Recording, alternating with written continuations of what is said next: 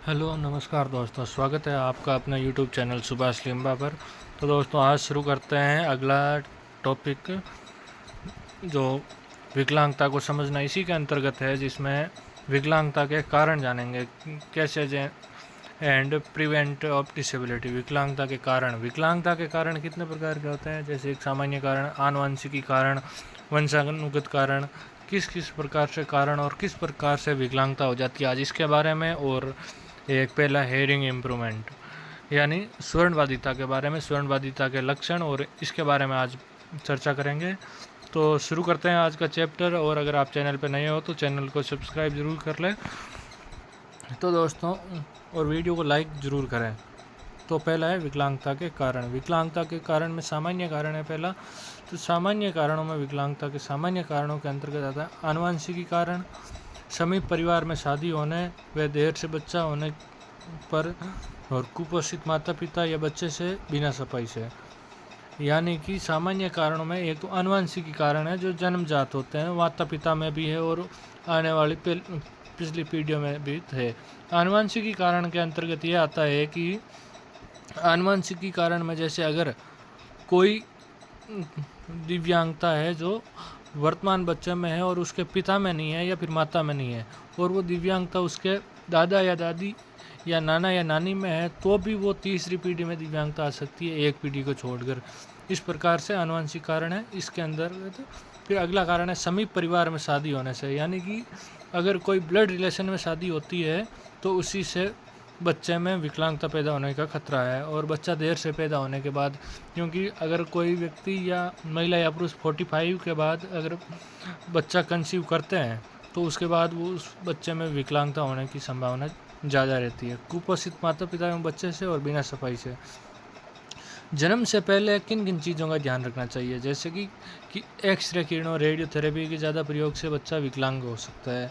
दवाओं के प्रयोग से, यानी गर्भावस्था के दौरान अगर महिला ज़्यादा दवाइयाँ खाए, हानिकारक दवाइयाँ, उसके दुष्परिणाम से हो सकता है। और संक्रमण के कारण जैसे खसरा, इस प्रकार से बच्चे में दिव्यांगता उत्पन्न हो सकती है। और जन्म के समय यानी 9 महीने के पहले, समय से पहले बच्चा पैदा होना, यानी अगर 9 महीने से पहले ही अगर बच्चा पैदा हो गया तो उसके अंतर्गत विकलांगता यानी दिव्यांगता होने का खतरा रहता है। जन्म के समय चोट लगना, अगर डिलीवरी के टाइम अगर कोई हल्की सी सिर पे या कहीं चोट लगती है तो उसी से बच्चे में विकलांगता हो सकती है।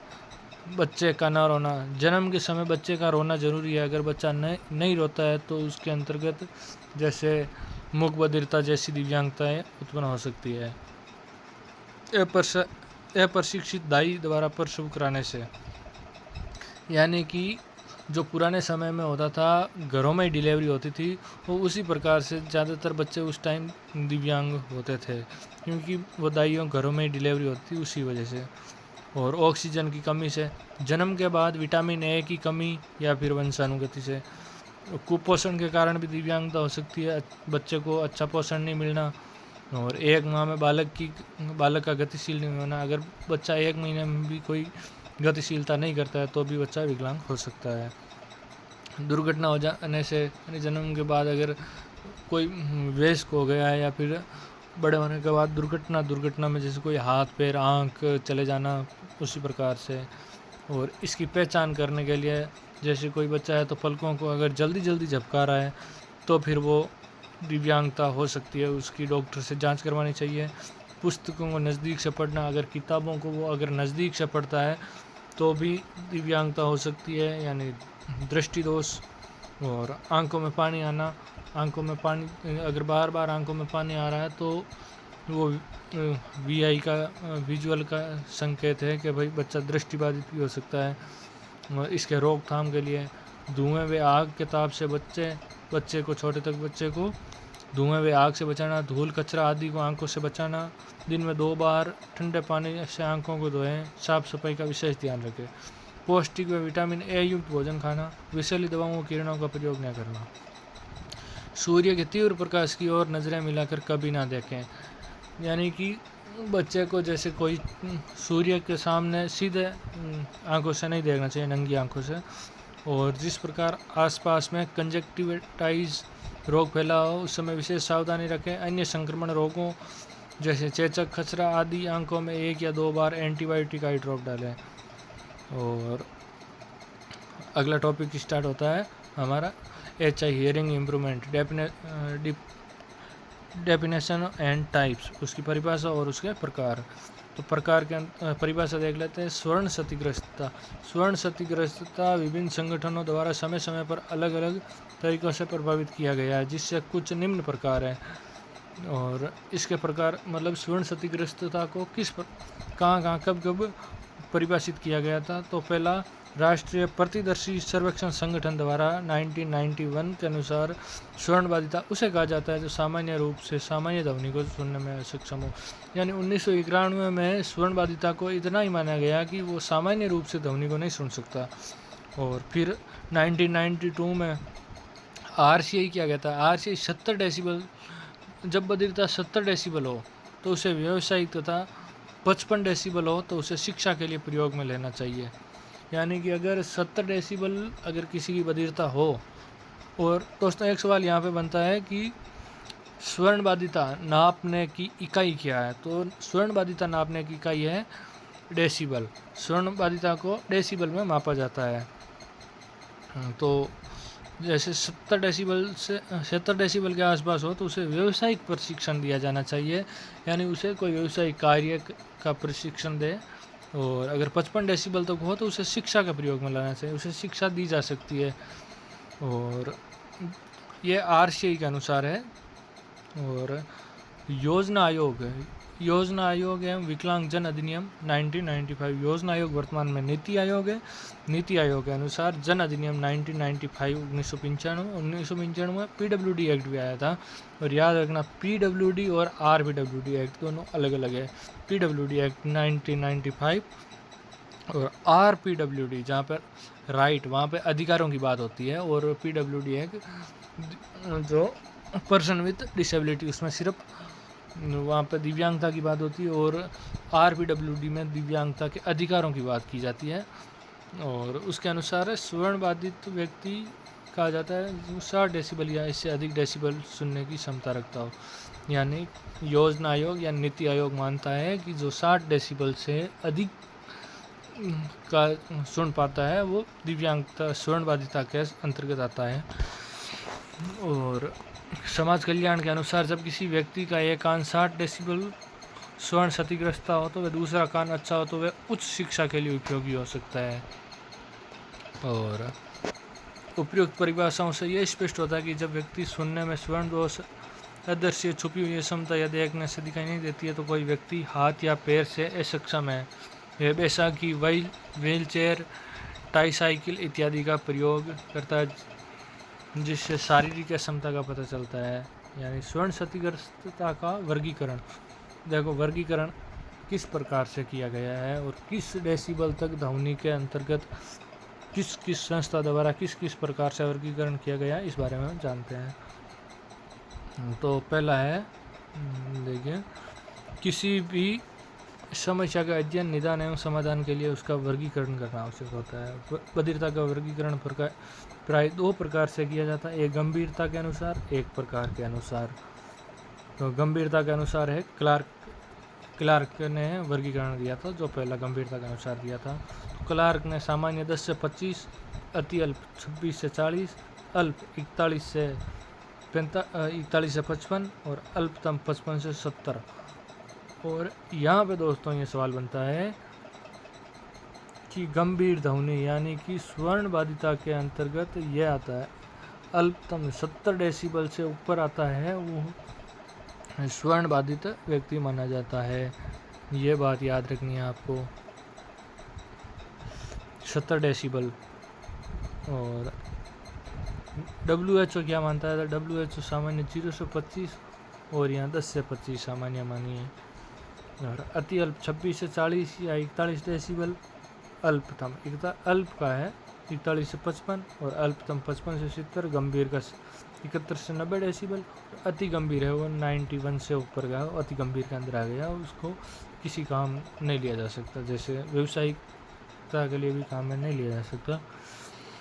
स्वर्ण असमता की डिग्री, डिग्री के अनुसार मापा गया। तो सामान्य है जो 0 से 19, अति अल्प 20 से 40, अल्प 41 से 70, गंभीर 71 से 95 और अति गंभीर 95 डेसिबल से ऊपर की है।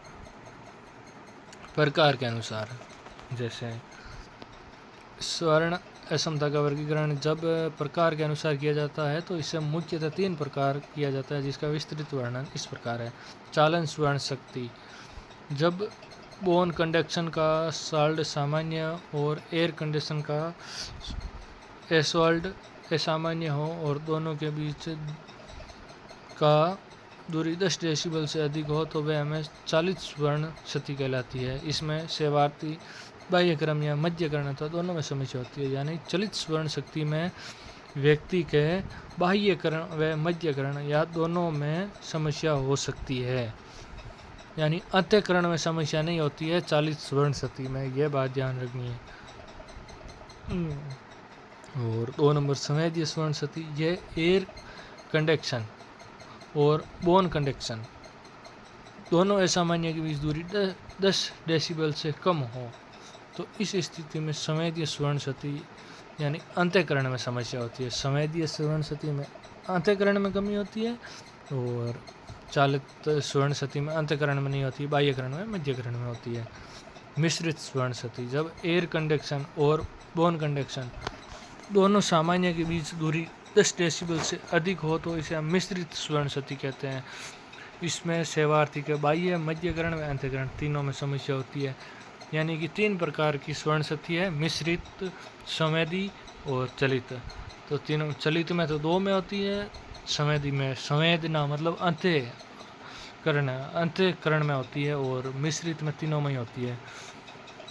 स्वर्ण बच्चों के लिए शिक्षण हेतु सुझाव, स्वर्ण समता एवं बधिर बच्चों की शिक्षण प्रक्रिया सुचारू रूप से संचालित करने के लिए अनेक प्रकार की सावधानियां रखनी पड़ती है। इसके लिए सबसे अधिक जिम्मेदार शिक्षक पर होती है, क्योंकि शिक्षण हेतु वातावरण तैयार करने का कार्य भी शिक्षक का होता है। शिक्षण हेतु सुझाव इसमें दिए गए हैं। पहला सुझाव देखते हैं। स्वर्ण बच्चों को कक्षा में पढ़ाते समय शिक्षक द्वारा बच्चे का स्वर्ण यंत्र की जांच करना आवश्यक होता है। यानी जैसे ही बच्चा क्लास में आया तो उसके स्वर्ण यंत्र की सर्वप्रथम शिक्षक को जांच करनी चाहिए कि उसका स्वर्ण यंत्र सही से कार्य कर रहा है या नहीं। स्वर्ण अक्षम बच्चे से बोलते समय किसी भी प्रकार का शोरगुल ना करें एवं बच्चे की तरफ देखते हुए बोले, यानी कि बच्चे से आई कांटेक्ट करते हुए उससे बात करें, जिससे वो आपकी लिपसिंग भी पढ़ सकता है और उससे वो बोलना सीख सकता है। और स्वर्ण अक्षम बच्चों को प्राकृतिक चीज़ों के बारे में अधिक से अधिक समझा कर दिखा कर पढ़ाना चाहिए, यानी उन्हें प्रकृति से जोड़ कर पढ़ाना चाहिए। स्वर्ण अक्षम बच्चों को प्राकृतिक भाषा का विकास करना चाहिए। स्वर्ण अक्षम बच्चे को कक्षा में ऐसी जगह बैठाना चाहिए जहाँ वे शिक्षक का चेहरा ठीक से देख सके, यानी शिक्षक के सामने बिठाना चाहिए। शिक्षक पढ़ाते समय मुंह में कुछ रख कर न पढ़े, क्योंकि उसकी वाणी में अस्पष्टता आ सकती है। बच्चे को स्पष्ट वाणी के साथ पढ़ाया जाना चाहिए। 7 नंबर, बच्चे को दरवाज़ा या खिड़की के पास नहीं बैठाना चाहिए, क्योंकि वहाँ बाहर से आवाज़ आती है, जिससे बच्चे को शिक्षक की आवाज़ सुनने में कठिनाई उत्पन्न हो सकती है। यानी बच्चे को बाहर का शोरगुल भी बच्चे तक नहीं आना चाहिए। शिक्षक को बड़ी मूंछ से दाढ़ी नहीं रखनी चाहिए, क्योंकि होस्ट पठन में समस्या हो सकती है। यानी बच्चा स्वर्णबाधित बच्चा है, वो शिक्षक का होठों से पढ़कर वो सीखता है। स्वर्णबाधित बच्चों को पढ़ाते समय अतिरिक्त हाव भाव का प्रयोग नहीं करना चाहिए, यानी कि अतिरिक्त हाव भाव नहीं दिखाने चाहिए। और सिम्पटस यानी इसमें जैसे इसके कारण है, लक्षण है, वो है आसानी से सुनने में कठिनाई होना, आसानी से किसी बात को समझने में कठिनाई, वे स्पष्ट रूप से अपनी भावनाओं, विचारों एवं आवश्यकताओं को व्यक्त नहीं कर सकते, वे उन्हें नए कौशलों को नहीं सीख पाते जिनसे दूसरों को करते हैं। स्वर्ण क्षतिग्रस्त होने के कारण प्रवण बधिर बच्चे अपने उम्र के बच्चों के साथ समायोजन नहीं कर पाते, यानी बच्चों का समायोजन नहीं होता है। वे अपने आप को सामान्य से विभिन्न समझने लगते हैं और अलग रहने लगते हैं। यानी बच्चे जो सामान्य बच्चों से अलग रहते हैं और ख़ुद को अलग समझते हैं और हीन भावना आती है अपने अंदर स्वयं बच्चों में। ऐसे बच्चों को वाणी एवं भाषा विकास पूरी तरह से नहीं हो पाता है, वे सरल से उच्च शिक्षा ग्रहण नहीं कर पाते हैं और इन बच्चों को सामान्य बच्चों की अपेक्षा शैक्षिक उपलब्धि भी कम होती है। इनके लिए प्रमाण यंत्र का उपयोग ज़रूरी होता है। तो दोस्तों ये थी। अगला टॉपिक हम पढ़ेंगे विजुअल इम्प्रूवमेंट, दृष्टिहीनता। तो तब तक के लिए धन्यवाद दोस्तों।